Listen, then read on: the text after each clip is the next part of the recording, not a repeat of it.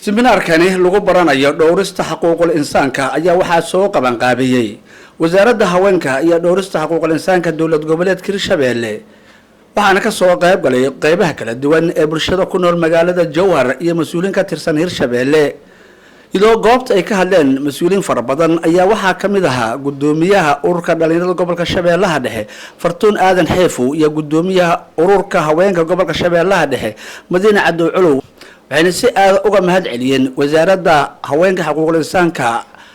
tababarkani ay soo qaban qaabisay waxaan ognahay in dhibaato badan ay jirto oo wax la dhibaateenay yihiin ciyaal yar yar iyo haweenkii iyo dhibaato badan ay jirto in wasaaradda waan ugu mahad celinaynaa in barnaamijkan quruxda badan ay noo keentay waxaan ka sugaynaa hawlo kale inta fara badan insha Allah waana soo dhaweynaynaa hadii aan nahay dhalinyarada Shabeellaha Dhexe waxaa farxad iyo reereen noo in maanta wasaaradda haweenka ee Hirshabelle ay isu keentay bulshadan shalana hoggaanka u ahay bulshada dadkii indhihii oleeyay aad abaarteen waxaan leeyahay hore u soo gadana u soo laaban adna garbahaaga ayaan nahay waxa isna halkaasi ka hadlay wasiirka haweenka iyo xuquuqul insaanka dowlad goboleedka Hirshabelle Aisha Qalif Maxamed oo si weyn uga hadashay muhiimadda dhowrista xuquuqul insaanka bulshada ay u leedahay xuquuqda aadanaha marka laga hadlayo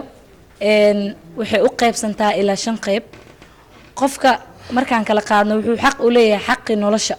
qofka inuu noolaado waayo qofki haduusan maaragtay uusan haysanin nolosha xaqeedii ma noolaan karo wuxuu leeyahay xuquuqda caafimaadka wuxuu leeyahay xuquuqda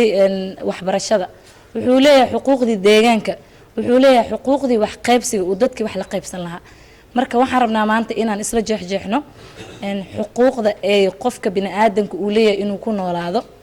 ugu dambeyntii waxaa goobta ka hadlay gudoomiye ku-xigeenka labaad ee baarlamaanka Canab Axmed Ciise dhalinyarada Soomaaliyeed waxaa dhacay